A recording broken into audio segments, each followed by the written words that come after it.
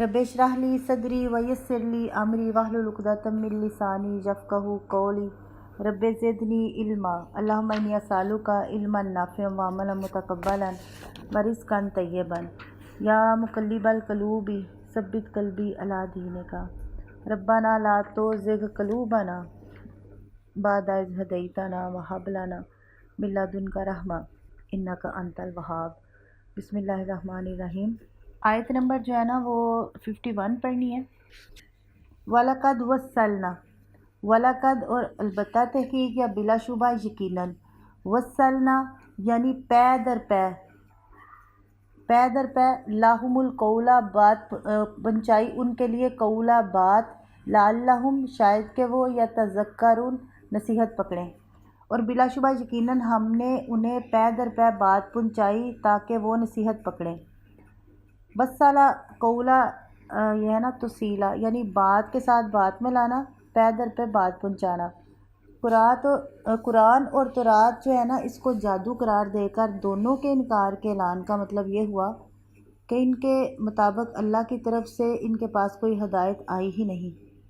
और जो पहुँचाने का कायदा है कि इनकार जितना ही शदीद हो उतनी ही ताकीद के साथ बात की जाती है। इसलिए अल्लाह ताला ने ये जो है ना वलक़द, लाम और कद की जो दोहरी ताकीद के साथ असल में ये कसम का मफ़हूम रखती है।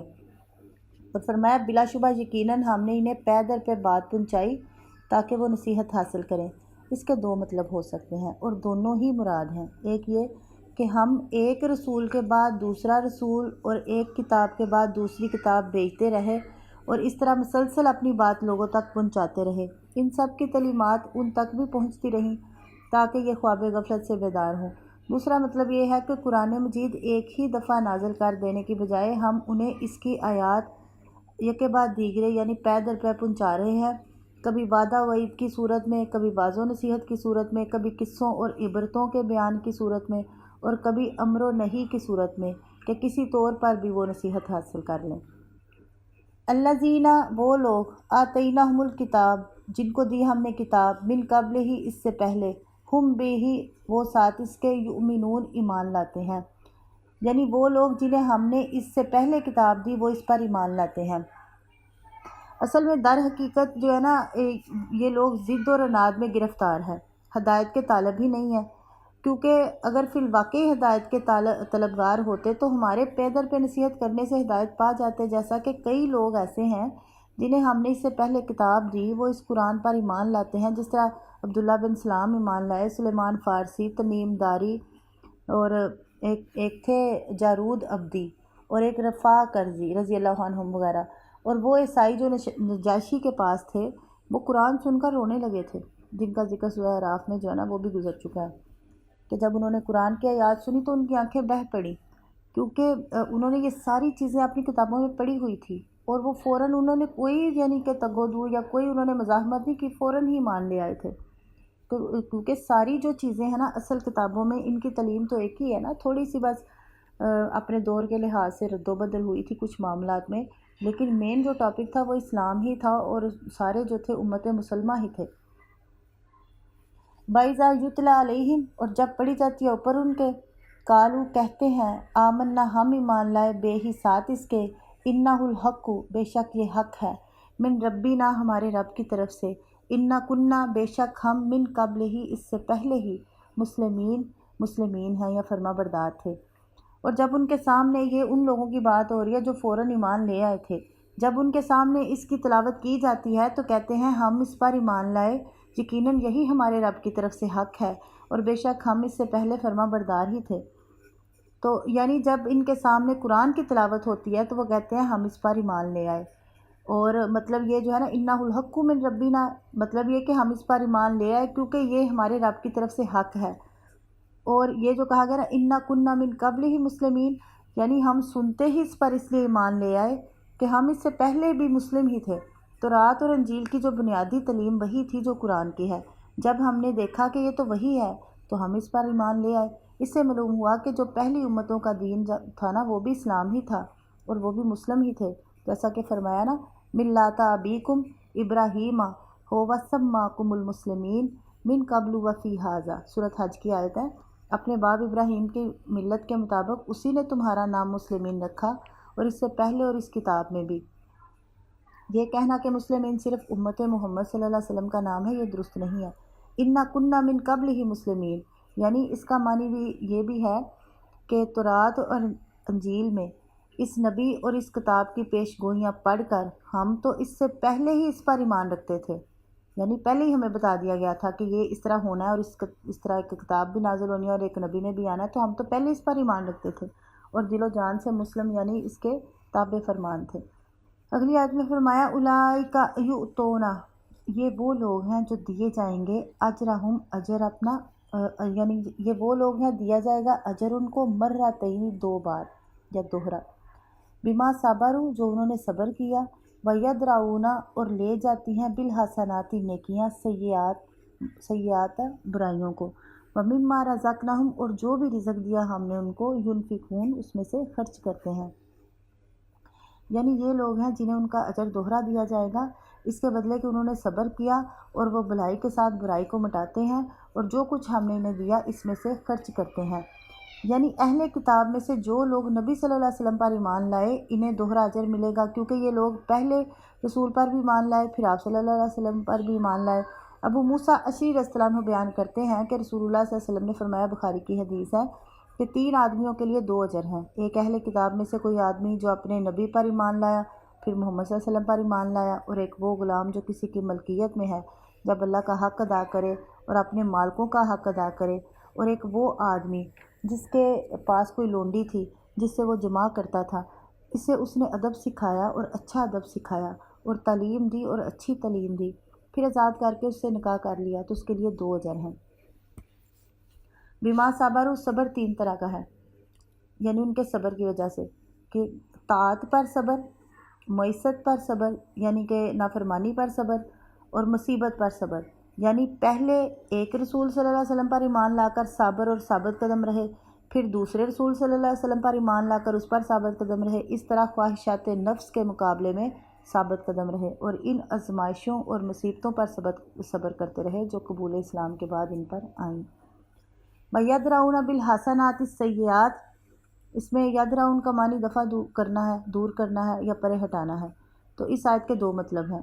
ایک یہ کہ اگر کوئی شخص ان سے برا سلوک کرے تو اس کا جواب برائی سے نہیں بلکہ اچھے سے اچھے طریقے سے دیتے ہیں، جس طرح سورۃ حامیم سجدہ میں فرمایا، اور نہ نیکی برابر ہوتی ہے اور نہ برائی، برائی کو اس طریقے کے ساتھ ہٹا جو سب سے اچھا ہے، تو اچانک وہ شخص کہ تیرے درمیان اور اس کے درمیان دشمنی ہے، ایسا ہوگا جیسے وہ دلی دوست ہے، اور سورۃ رعد میں دیکھیے۔ اور دوسرا مطلب یہ ہے کہ اگر ان سے کوئی برائی ہو جائے تو بعد میں کیا کرتے ہیں، نیک عمل کر کے اس کا اثر ختم کرنے کی کوشش کرتے ہیں۔ سورۃ ہود میں فرمایا، اور دن کے دونوں کناروں میں نماز قائم کر، اور رات کی کچھ گھڑیوں میں بھی، بے شک نیکیاں برائیوں کو لے جاتی ہیں۔ وَمِمَّا رَزَقْنَاهُمْ يُنْفِقُونَ، برائی کا جواب اچھائی سے دینا یا نیکی کے ساتھ برائی کو مٹانا بعض اوقات ممکن ہی نہیں ہوتا جب تک خرچ نہ کیا جائے، اس لیے ان کی یہ صفت بیان فرمائی کہ ہم نے انہیں جو کچھ دیا اس میں سے خرچ کرتے ہیں۔ اس میں حقوق جتنے بھی ہوتے ہیں، واجبہ بھی اور مستحبہ بھی، اس کا مطلب ہوتا ہے فرض زکوٰۃ اور نفلی صدقات، یعنی سبھی آ گئے۔ تو رزقناہم میں یہ ہے کہ اپنے احسان کا احساس بھی دلایا، اور یہ بھی کہ اگر وہ خرچ کرتے ہیں تو اپنا کچھ خرچ نہیں کرتے بلکہ اللہ کا دیا ہوا ہی خرچ کرتے ہیں، لہٰذا انہیں خرچ کرنے میں دریغ نہیں ہونا چاہیے۔ پھر کہا گیا وَإِذَا سَمِعُوا اللَّغْوَ، اور جب سنتے ہیں لغو بات کو، أَعْرَضُوا عَنْهَا، تو منہ پھیر لیتے ہیں اس سے یا کنارہ کر لیتے ہیں اس سے، وَقَالُوا، اور کہتے ہیں لَنَا أَعْمَالُنَا، ہمارے لیے ہمارے اعمال، وَلَكُمْ أَعْمَالُكُمْ، اور تمہارے لیے تمہارے اعمال، سلام علیکم، سلام ہے اوپر تمہارے، لا نبتغی الجاہلین، ہم نہیں چاہتے جاہلوں کو۔ اور جب وہ لغو بات سنتے ہیں تو اس سے کنارہ کرتے ہیں اور کہتے ہیں ہمارے لیے ہمارے اعمال ہیں اور تمہارے لیے تمہارے اعمال، سلام ہے تم پر، ہم جاہلوں کو نہیں چاہتے۔ یعنی جب کوئی لغو بات سنتے ہیں تو اس سے کنارہ کشی اختیار کرتے ہیں، فضول بےہودہ گوئی یا اس طرح کی کوئی بھی بات۔ تو سورۃ فرقان میں بھی فرمایا نا، جب بےہودہ کام کے پاس سے گزرتے ہیں تو باعزت گزر جاتے ہیں۔ تو قالوا لنا اعمالنا ولکم اعمالکم، یعنی جب کوئی جاہل بے وقوفی کی کوئی حرکت کرے یا نامناسب بات کرے تو جواب میں ایسی بات یا اسی طرح کی حرکت نہیں کرتے بلکہ کہتے ہیں ہمارے لیے ہمارے عمل ہیں اور تمہارے لیے تمہارے عمل، تم جہالت کرو گے تو ہم صبر ہی کریں گے۔ सलामुन अलैकुम दूसरी जगह फरमाया कि सूरत फरकान में आता है वाइज़ा ख़ाताबाहुमुल जाहिलून क़ालू सलामा, और जाहिल लोग इनसे बात करते हैं तो वो कहते हैं सलाम है। जाहिलों को सलाम मोहब्बत और दुआ का सलाम नहीं होता, बल्कि जुदाई और कता तल्लक का सलाम है। बाज़ अहले इल्म ने फरमाया कि सलाम ईमान वालों के दरमियान एक दूसरे के लिए दुआ है और जाहिलों का जोहल बर्दाश्त करने की अलामत है। तो इससे मालूम हुआ कि जिस जाहल से तवक्को ही ना हो कि वो समझाने से समझेगा तो उससे फिर किनारा ही बेहतर है। ला नब्तगिल जाहिलीन, यानी हम नहीं चाहते जाहलों को, यानी हम ना दोस्ती और मजलिस के लिए जाहलों को चाहते हैं, ना जहालत में मुकाबले या गाली गलोच और लड़ाई झगड़े के लिए इन्हें चाहते हैं, बल्कि दूर ही से सलाम कहकर इनसे किनारा करते हैं। ये बात दिल में कहते हैं, क्योंकि ऊंची ऊंची कहने से तो ख्वाह मख्वाह झगड़ा ही हो सकता है ना। तो अपने जहन में ये नीयत सोच रखते हैं कि हम जाहलों को नहीं चाहते, इसलिए हम इनसे दूर ही बेहतर है। तो ये नहीं मतलब कि अब हम हमारे ऊपर एक जो हुक्म है नेकी का हुक्म देना और बुराई से मना करना, तो इससे हम जो है ना, ये उसके लिए है जिससे तवक्को ही ना हो कि ये समझेगा, समझाने से भी समझेगा, ये उसके लिए है, यानी उसके लिए जो है ना वो दूर से सलाम बेहतर है। इसने नहीं समझना, इसने अपनी बात पे अड़े रहना है। इन्नका ला तहदी, बेशक तू नहीं हिदायत दे सकता, मन अहबब्ता, जिसे तू दोस्त रखता है या जिसे तू चाहता है, वलकिन्नल्लाह, लेकिन अल्लाह, यहदी, हिदायत देता है, मैं यशा, जिसको चाहता है, वहुवा, और वो आलमू, जानता है, बिलमुहतदीन, हिदायत वालों को। तो बेशक तू हिदायत नहीं देता जिसे तू दोस्त रखे, लेकिन अल्लाह हिदायत देता है जिसे चाहता है, और वो हिदायत पाने वालों को ज़्यादा जानने वाला है। रसूलुल्लाह सल्लल्लाहु अलैहि वसल्लम तमाम लोगों के बेहद खैर ख्वाह थे और उनके ईमान लाने की उनको शदीद ख्वाहिश भी थी। ख़ुसूसन आपके दिल में जो अपने क़राबतदारों के मुतल्लिक़ सिला रहमी के जज्बे की वजह से ये ख्वाहिश और भी ज़्यादा थी। तो इस मकाम पर अहले किताब के उन लोगों का ज़िक्र आया जो किताबुल्लाह की तिलावत सुनते ही ईमान ले आए। तो कुदरती तौर पर ना आप सल्लल्लाहु अलैहि वसल्लम की तबीयत का इस बात से मुतासर होना लाजमी था कि निस्बतन दूर वाले ईमान लाने में बाजी ले गए, और मेरे जो क़राबतदार थे, हत्ता के अज़ीज़ चचा अबू तालिब, इस नेमत से महरूम रहे। तो इस पर अल्लाह ताला ने आप सल्लल्लाहु अलैहि वसल्लम को तसल्ली दी कि इस मामले में आपकी दावत या खैर ख्वाही में कोई कमी नहीं, बल्कि बात यह है कि हिदायत आपके इख्तियार में नहीं, अल्लाह ताला के इख्तियार में है, और वही ज़्यादा जानता है कि हिदायत पाने वाले कौन हैं, अहले किताब हैं या अरब, करीबी रिश्तेदार हैं या दूर के रिश्तेदार। किसी और को इल्म ही नहीं कि हिदायत किसे देनी है, तो वो हिदायत क्या देगा। तो तमाम मुफस्सिरीन का इत्तफ़ाक़ है कि ये आयत रसूलुल्लाह सल्लल्लाहु अलैहि वसल्लम के चचा अबू तालिब के बारे में उतरी। इसके बारे में है ना, सईद बिन मुसैब के वालिद बयान करते हैं, कहते हैं कि रसूलुल्लाह सल्लल्लाहु अलैहि वसल्लम ने फरमाया कि जब अबू तालिब की वफ़ात का वक़्त आया ना, बुखारी की हदीस है ये, जब अबू तालिब की वफ़ात का वक़्त आया तो रसूलुल्लाह सल्लल्लाहु अलैहि वसल्लम इसके पास आए और उसके पास अबू जहल और अब्दुल्ला बिन अबई उमैया बिन मुगीरा को पाया। आप सल्लल्लाहु अलैहि वसल्लम ने फरमाया, चचा तू ला इलाहा इल्लल्लाह कह दे, ये ऐसा कलमा है जिसके ज़रिए से मैं तेरे लिए अल्लाह के पास झगड़ा करूँगा। तो अबू जहल और अब्दुल्ला बिन जो अबी उमैया ने कहा, क्या तो अब्दुल मुतलब के मज़हब से बेरग़बती करता है। चनाचे रसूलुल्लाह सल्लल्लाहु अलैहि वसल्लम इसके सामने यही बात पेश करते रहे और वो दोनों भी अपनी वही बात दोहराते रहे, हत्ता कि अबू तालिब ने उनसे आखिरी बात जो की वो ये थी कि अब्दुल मतलब की मिल्लत पर, यानी मैं मर रहा हूँ। तो उसने ला इलाहा इल्लल्लाह कहने से इनकार कर दिया। तो रसूलुल्लाह सल्लल्लाहु अलैहि वसल्लम ने फरमाया, अल्लाह की कसम, मैं हर सूरत तेरे लिए इस्तग़फ़ार करूँगा जब तक मुझे मना ना कर दिया गया। तो अल्लाह ताला ने ये आयत जो है ना सूरत तौबा की नाज़िल फरमा दी कि मा काना लिन्नबी वल्लज़ीना आमनु अन यस्तग़फ़िरू लिलमुशरिकीना वलौ काना उली कुर्बा। उस नबी और उन लोगों के लिए जो ईमान लाए कभी जायज़ नहीं कि वो मुशरिकों के लिए बख्शिश की दुआ करें, ख्वाह वो क़राबतदार हों। और अल्लाह इज़्ज़त व जलाल वाले ने अबू तालिब के बारे में ये आयत नाज़िल फरमाई और रसूलुल्लाह सल्लल्लाहु अलैहि वसल्लम को मुखातब करके फरमाया कि बेशक तू हिदायत नहीं देता जिसे तू दोस्त रखे, लेकिन अल्लाह हिदायत देता जिसे चाहता है। अबू हुरैरा बयान करते हैं रज़ियल्लाहु तआला अन्हु के रसूलुल्लाह सल्लल्लाहु अलैहि वसल्लम ने ना अपने चचा से कहा, तू ला इलाहा इल्लल्लाह कह दे, मैं क़यामत के दिन तेरे लिए इसकी गवाही दूंगा। उसने कहा, अगर ये ना होता कि कुरैश के लोग मुझे आड़ दिलाएंगे कि इससे इस पर यानी मौत की घबराहट ने मादा किया, तो मैं उसके साथ तेरी आँख ठंडी कर देता। इस पर अल्लाह ताला ने यह आयत नाज़िल फरमाई कि ए नबी, यानी कि बेशक तू नहीं हिदायत दे सकता जिसे तू दोस्त रखे, लेकिन अल्लाह हिदायत देता है जिसको चाहता है। बाज़ लोगों को इसरार है कि अबू तालिब इस्लाम पर फ़ौत हुआ। इनका कहना यह है कि अब्दुल मुतलब मिल्लत इब्राहीम पर थे اور علی ملت عبد المطلب کہنے کا مطلب یہ ہے کہ میں ملت ابراہیم پر فوت ہو رہا ہوں، لہٰذا وہ مسلمان تھا، مگر حدیث کے الفاظ اور اس نے لا الہ الا اللہ کہنے سے انکار کر دیا۔ اس کے بعد اس طویل کی کوئی گنجائش باقی نہیں رہی۔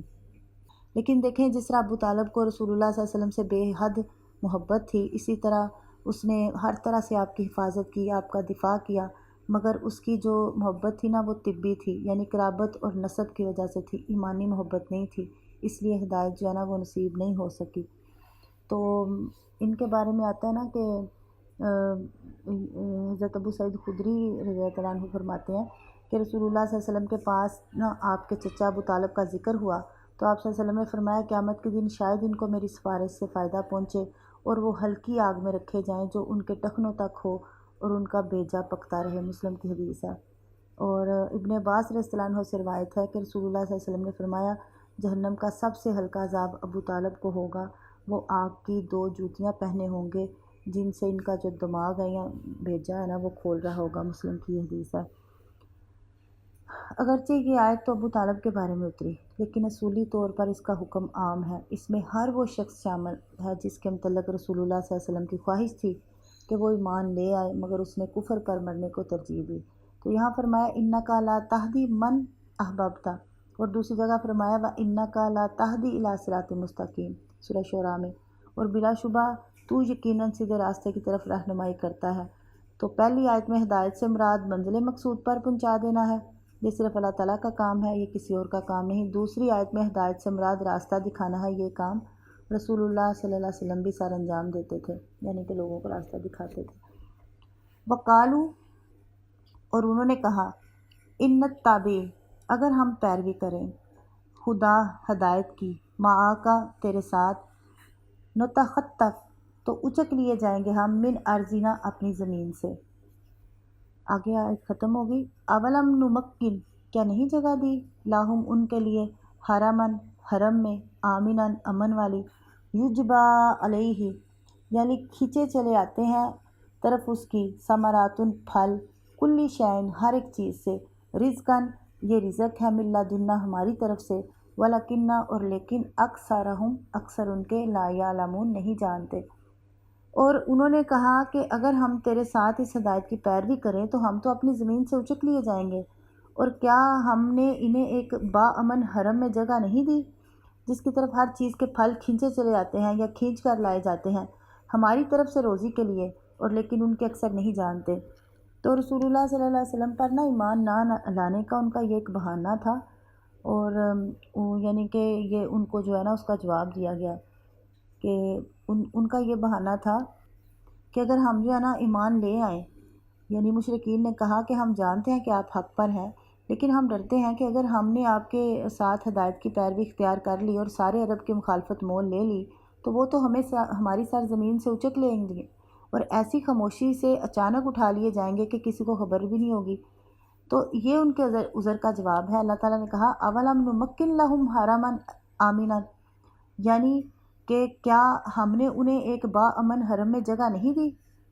تو جواب یہ ہے کہ جب پورے عرب میں ہر طرف بد امنی کا دور دورہ ہے، کسی کی جان محفوظ ہے نہ مال، دن دہاڑے لوگوں کو اٹھا کر لونڈی غلام بنا لیا جاتا ہے، قبیلوں کی غربت اور فقر کی وجہ سے ایک دوسرے سے وہ آپس میں ہمیشہ دست و گریبان ہی ہیں، تو کیا اس وقت ہم نے انہیں اس حرم میں جگہ نہیں دی جس کے امن و ایمان کی یہ حالت ہے کہ اس کے جانوروں تک کو کوئی نہیں ستاتا، اور جسے وادی غیر ذی زر ہونے کی وجہ سے اس قدر مرکزی حیثیت حاصل ہے، اس کا مطلب ہے غیر ذی زر یعنی کہ کوئی کھیتی نہیں وہاں اگتی، کوئی چیز نہیں اگتی، ہونے کی وجہ سے اس قدر مرکزی حیثیت حاصل ہے کہ دنیا بھر کے پھل اور جتنے بھی اور جو اموال تجارت ہیں اس کی طرف کھینچے چلے آ رہے ہیں۔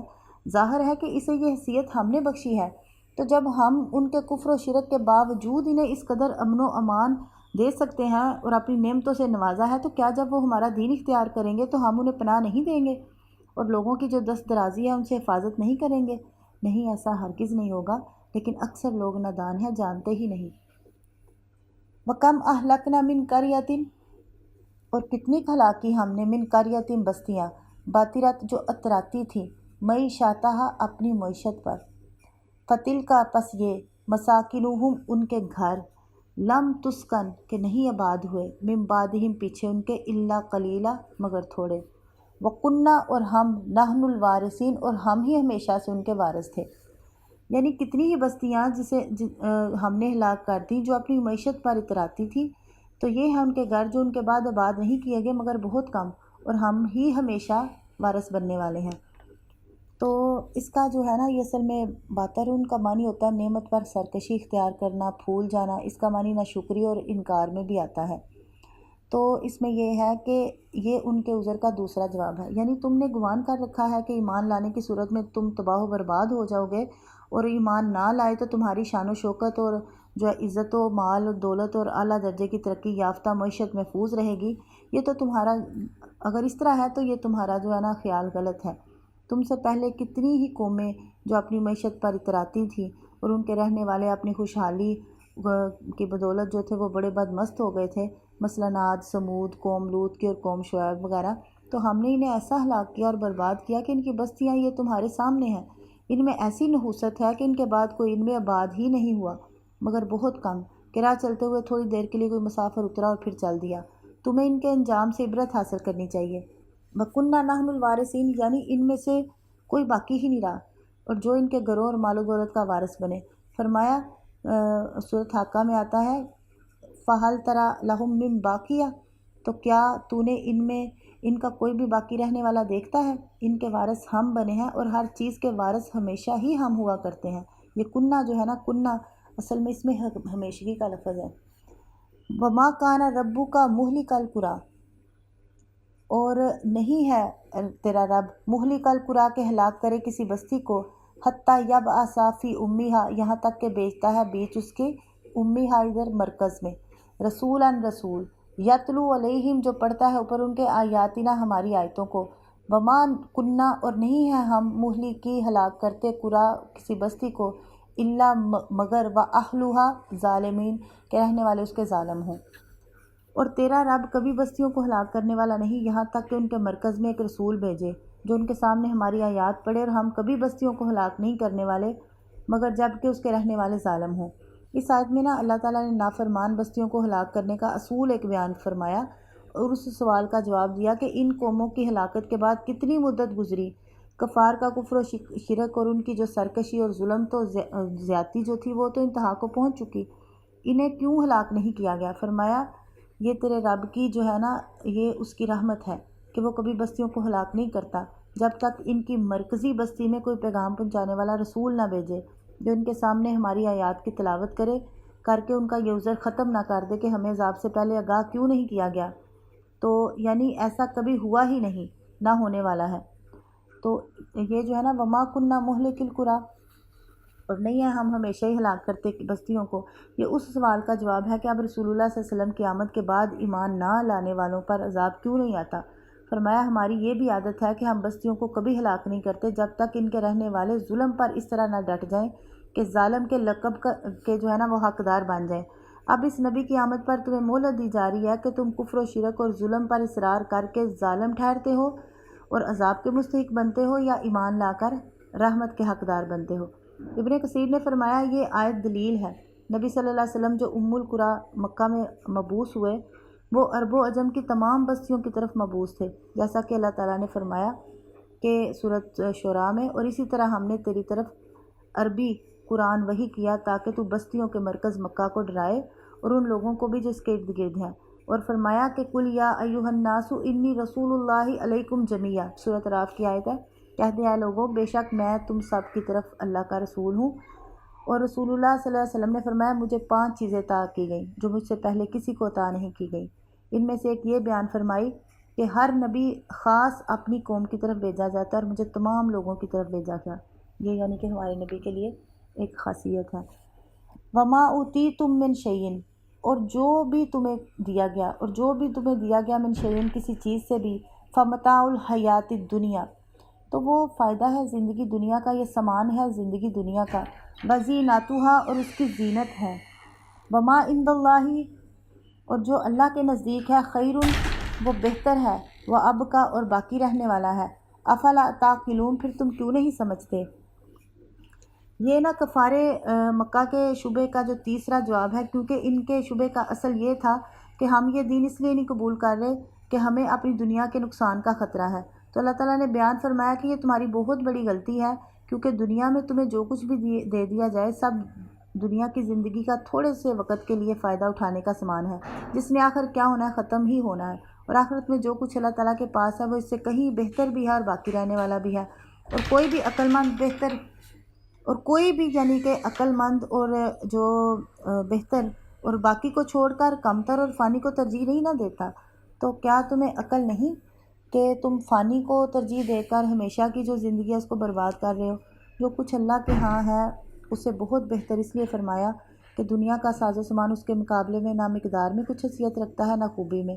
مقدار میں اتنا ہوگا کہ عبداللہ بن مسعود رضی اللہ عنہ بیان کرتے ہیں کہ رسول اللہ صلی اللہ علیہ وسلم نے فرمایا، جنت میں، بخاری کی یہ حدیث ہے، جنت میں سب سے آخر میں داخل ہونے والا جو جہنم سے نکلنے والوں میں سب سے آخری ہوگا، گھسٹتا ہوا آگ سے نکلے گا، تو اسے اس کا رب فرمائے گا کہ جنت میں داخل ہو جا۔ وہ کہے گا اے میرے رب، جنت بھری ہوئی ہے۔ اللہ تعالیٰ اسے 3 دفعہ فرمائے گا، ہر بار وہ یہی جواب دے گا کہ جنت تو بھری ہوئی ہے۔ تو اللہ تعالیٰ فرمائے گا تمہیں دنیا سے 10 گنا زیادہ جنت عطا کی جاتی ہے۔ تو مستور بن شداد رضی اللہ تعالیٰ عنہ، مستورد بن شداد ہیں رضی اللہ عنہ، انہوں نے بیان کیا کہ رسول اللہ صلی اللہ علیہ وسلم نے فرمایا، یہ بھی مسلم کی حدیث ہے، اللہ کی قسم آخرت کے مقابلے میں دنیا کے سوا کچھ نہیں۔ جیسے تم میں سے کوئی شخص اپنی یہ شہادت کی انگلی سمندر میں ڈالے، پھر دیکھے وہ کتنا پانی لے کر لوٹتی ہے۔ اور خوبی میں آخرت اس لیے کہیں اس سے بہتر ہے کہ اس کی ہر نعمت کسی بھی قسم کے غم یا فکر سے پاک ہے، جبکہ دنیا کی کوئی نعمت ایسی نہیں اور وہ اتنی بہتر ہو کہ کوئی شخص نہ اس کی خوبی بیان کر سکتا ہے اور نہ وہ کسی کے تصور میں آ سکتی ہے۔ ابو ہریرہ رضی اللہ عنہ نے بیان کیا کہ رسول اللہ صلی اللہ علیہ وسلم نے فرمایا، اللہ تعالیٰ فرماتے ہیں کہ میں نے اپنے، بخاری کی حدیث ہے، اپنے نیک بندوں کے لیے وہ کچھ تیار کر رکھا ہے جو نہ کسی آنکھ نے دیکھا، نہ کسی کان نے سنا، نہ کسی بشر کے دل میں ہی اس کا خیال تک آیا۔ تو اگر چاہو تو یہ آیت پڑھ لو، کوئی جان نہیں جانتی کہ اس کے لیے آنکھوں کی ٹھنڈک کا کیا کچھ سامان چھپا کر رکھا گیا۔ یہ صورت جو ہے نا سجدہ کی آیت ہے، فَلَا تَعْلَمُ نَفْسٌ مَا أُخْفِيَ لَهُم مِّن قُرَّةِ أَعْيُنٍ۔